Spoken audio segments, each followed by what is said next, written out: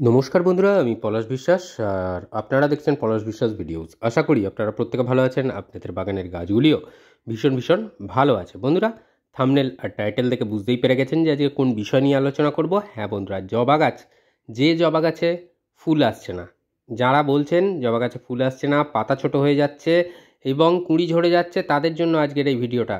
আমি কিন্তু সার্বিকভাবে ভিডিও দেখিয়ে দিয়েছি যে আগস্ট মাসে কি পরিচর্যা করতে হবে, কি খাবার দিতে হবে। তার থেকে এক সপ্তাহ পরে প্রয়োজন হলে এই ভিডিওটা, আজকের যে পরিচর্যাটা দেখাচ্ছি সেটা করবেন। তাহলে যে জবা গাছ কোনো দিন ফুল আসছেনি বা যে জবা গাছ বন্ধা, সেই জবা গাছেও কিন্তু ফুল আসবে।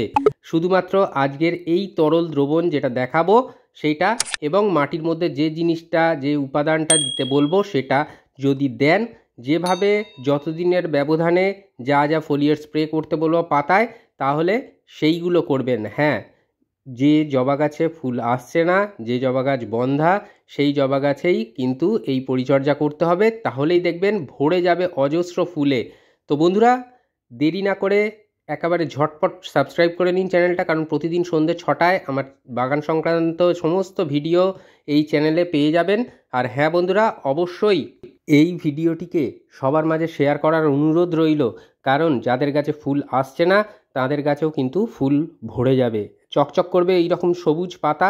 তো কতদিনের ব্যবধানে কি কি করতে হবে আজকে ডিটেলসে আমি বলে দিচ্ছি, একদম সেই মতো আপনারাও চোখ বন্ধ করে এই পরিচর্যাটা করে ফেলুন, আর তাহলেই দেখবেন যে ফুটবে প্রচুর জবা। কয়েকটা জিনিস বর্ষাকালে একটু খেয়াল রাখতে বলবো। এক, নোট ডাউন করে নিন।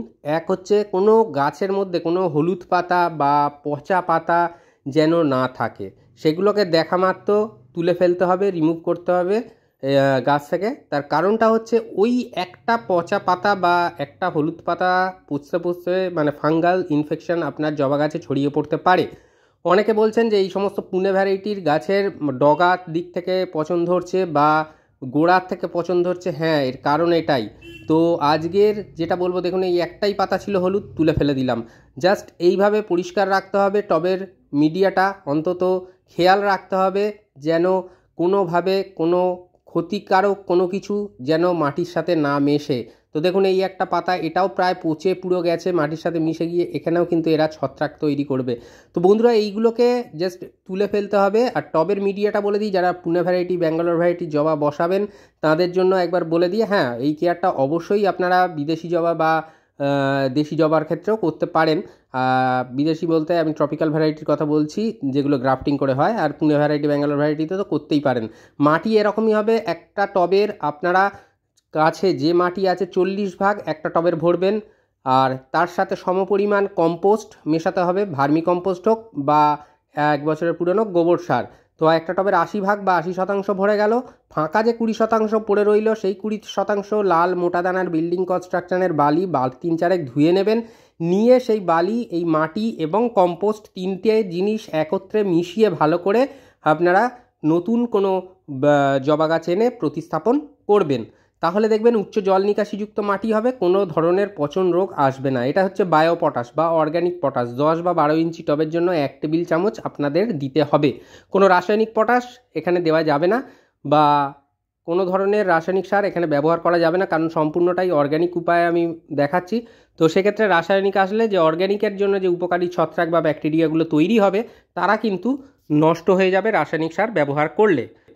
এই যে পদ্ধতিটা, মানে পটাশ, আমরা সবাই জানি পটাশিয়াম গাছের কাণ্ডটাকে শক্ত করতে সাহায্য করে, এবং পাশাপাশি কিন্তু প্রচুর পরিমাণে ফুল আনতে এর ভূমিকা অনস্বীকার্য। অর্থাৎ পটাশিয়াম কিন্তু গাছকে দিতে হবে। বৃষ্টির জল থেকে নাইট্রোজেন প্রচুর মাত্রায় পায় সব গাছ, তাই দেখবেন দ্রুততার সাথে বর্ষাকালে গাছের বৃদ্ধি হয়, এবং কিছু মাইক্রোনিউট্রিয়েন্টও থাকে বৃষ্টির জলের মধ্যে। তো এখানে দেখুন 1 লিটারের একটা জল বা 1 লিটারের কন্টেনারে জল ভরে নিয়েছি, সাধারণ জল। তার সাথে দুটো উপাদান মেশাবো। এখানে যেটা দেখছেন সাধারণ রঙের, এটা হচ্ছে রুট হরমোন পাউডার বা কাটিং অ্যাড নামে দেখবেন বাজারে পাওয়া যায়। এটা, ওর ভেতরে একটা চামচ থাকে, সেই চামচের হাফ চামচ নিয়েছি। আর 1 চা চামচ নিয়েছি কালো রঙের, যেটা দেখলেন হিউমিক অ্যাসিড। যেহেতু এই সাদা রঙের রুট হরমোন পাউডারটা সহজে গলতে চায় না বা জলের সাথে মিশতে চায় না, তাই একেবারে হিউমিক অ্যাসিডের সাথে এইভাবে মিশিয়ে নিচ্ছি। আর যাদের লিকুইড ফরমেশনে হিউমিক অ্যাসিড আছে, তারা নেবেন 1 ml হিউমিক অ্যাসিড নেবেন। 1 লিটার জলে, এবং তার পাশাপাশি এই রুট হরমোন পাউডারটাকে ঠিক আমরা যেরকম ময়দা মাখি বা আটা মাখি, যেরকমভাবে সামান্য জল দিয়ে একটা মণ্ড মতন করে নিয়ে সেটাকে যদি জলেতে দিয়ে দেন, তাহলে এই রুট হরমোন পাউডারটা জলের সাথে মিশে যাবে। আর না হলে যাদের ডাস্ট ফর্মে আছে হিউমিক অ্যাসিড, তারা আমি যেভাবে মেশালাম সেইভাবে মিশিয়ে নেবেন। তাহলে দেখবেন সুন্দরভাবে আপনার গাছের মানে খাদ্য হিসাবে তৈরি হয়ে যাচ্ছে, কারণ জলের সাথে সুন্দরভাবে এই রুট হরমোন পাউডার এবং হিউমিক অ্যাসিড দুটোই মিশে যাচ্ছে। তো এবার কাজটা বলে দিই। হিউমিক অ্যাসিড যেটা করবে, শিকড়ের ক্ষেত্রে ভালো কাজ করবে, মাটির ভিতরের যে খাদ্য কণাগুলো আছে সেগুলোকে ভাঙতে সাহায্য করবে, শিকড় সুস্থ রাখবে, নতুন শিকড় গজাবে, আর গাছের মধ্যে খাদ্যের চাহিদা তৈরি করবে, যার ফলে খাদ্য কণাগুলো যেগুলোকে ভাঙবে সেগুলোকে সুন্দরভাবে গাছ গ্রহণ করতে সাহায্য করবে, মানে সহায়তা হবে এই হিউমিক অ্যাসিড, আর সহায়ক হবে। আর তার পাশাপাশি রুট হরমোন পাউডার আমরা সকলেই জানি নতুনভাবে শিকড় সৃষ্টি করতে সাহায্য করবে। একটা গাছ ভালো করতে গেলে শিকড় ভালো রাখতে হবে। ঠিক যেমন একটা বড় বাড়ি করতে গেলে ভিতটাকে মজবুত করতে হয়, ঠিক তেমন একটা ভালো গাছ করতে গেলে কিন্তু শিকড়টাকে ভালো রাখতে হবে। তাই শিকড় যদি সুস্থ থাকে, সবল থাকে, তাহলে গাছে ফুল আসবে, ফল আসবে, সব আসবে। তাহলে বন্ধুরা এইভাবে গুলিয়ে নিতে হবে, মিশিয়ে নিতে হবে, ক্লকওয়াইজ অ্যান্টি ক্লকওয়াইজ এরকম ঘুরিয়ে নেবেন। আর তার সাথে যেটা মেশাতে হবে সেটা হচ্ছে এই দ্রবণের সাথে কফির পাউচের, মানে 2 টাকা দামের যে কফি পাউচ, সেই কফি পাউচের মানে একটা নিয়ে নেবেন, নিয়ে সম্পূর্ণটা 1 লিটার জলে মিশিয়ে দেবেন। এটা মাটিটাকে অ্যাসিডিক করবে, পিএইচ লেভেলটাকে সঠিকভাবে নিয়ন্ত্রণে আনবে।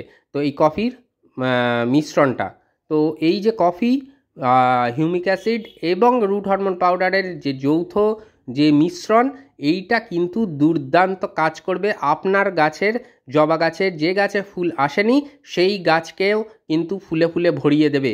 যেমন মাটিতে পটাশিয়াম দেওয়া হলো, সেই খাবারটা যেমন দ্রুত ভেঙে আপনার গাছের মধ্যে খাদ্যের পটাশের যোগানটা দেবে, তেমন তার পাশাপাশি মাটিটাকে অম্ল করে তুলবে যে গাছে ফুল আসেনি সেই গাছের ক্ষেত্রে। তো কতটা দেব?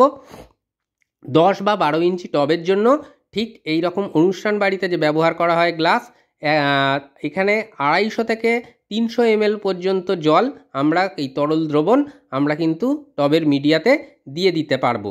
তো মাটিটাকে হালকা খুঁচিয়ে নিয়ে আগেই পটাশিয়াম বা পটাশটা দিয়েছি, তার পাশাপাশি এই 1 গ্লাস অমৃত সুধা আপনার জবা গাছকে দিয়ে দিলে আপনার জবা গাছে আসবে ফুলের সুনামি।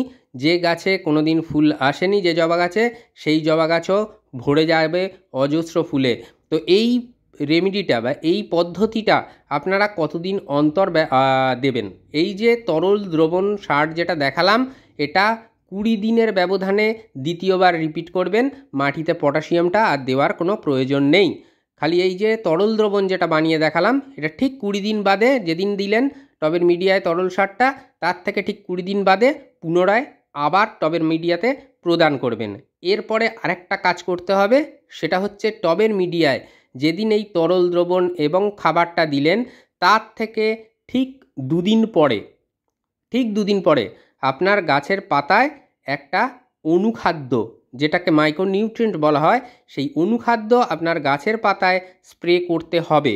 তো এই অনুখাদ্যটা করবে কি, গাছে যেমন আমরা পটাশিয়ামের যোগান দিই, নাইট্রোজেনের যোগান দিই, ফসফরাসের যোগান দিই, তেমনই তার পাশাপাশি কিছু মাইক্রোনিউট্রিয়েন্টেরও গাছের প্রয়োজন হয়ে পড়ে, যার জন্য যাদের অভাব দেখা দেয় মাইক্রোনিউট্রিয়েন্টে, তাদের গাছের পাতা হলুদ, কুঁড়ি হলুদ হয়ে ঝরে পড়ে যাওয়া, গাছের সার্বিক বিকাশ না হওয়া, ক্লোরোসিস হওয়া, ইত্যাদি ইত্যাদি অনেক সমস্যার সৃষ্টি হয়।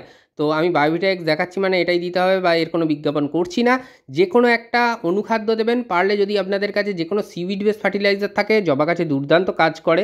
তো বায়োভিটা এক্স হতে পারে, সেটা অল ইন গোল্ড সুপার হতে পারে, অল ইন গোল্ড হতে পারে, সাগরিকা হতে পারে, এরকম কিন্তু প্রচুর সিউইড ফার্টিলাইজার আছে।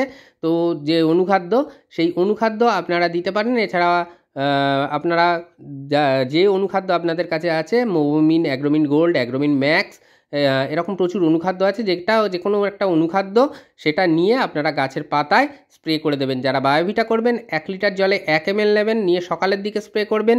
আর যে কোনো ফোলিয়ার স্প্রে করার পরে অন্তত খেয়াল রাখবেন গাছটি যেন, যে গাছে করবেন সেই গাছ যেন 3 ঘন্টা বৃষ্টির জলে না ভেজে, 3 ঘন্টার মধ্যে গাছের পাতা ওটাকে অ্যাবজর্ব করে নেবে, তারপরে ভিজলে কোনো সমস্যা নেই।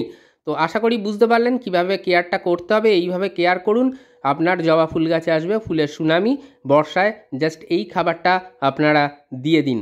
তো আজকের মতো এ পর্যন্তই বন্ধুরা, আবার আসছি আগামীকাল ঠিক সন্ধ্যে 6টায় নতুন কোনো ভিডিওর সাথে। ততক্ষণ সকলে সুস্থ থাকুন, ভালো থাকুন, প্রচুর পরিমাণে গাছ লাগানোর পাশাপাশি অবশ্যই দেখতে থাকুন পলাশ বিশ্বাস ভিডিওস। মন থাকছিল সবুজ, পৃথিবী হোক সবুজময়, এই বলে আজকে এখানেই সমাপ্ত করছি। আবার আসছি আগামীকাল ঠিক সন্ধ্যে 6টায়। খুব ভালো থাকবেন বন্ধুরা সকলে। Happy gardening.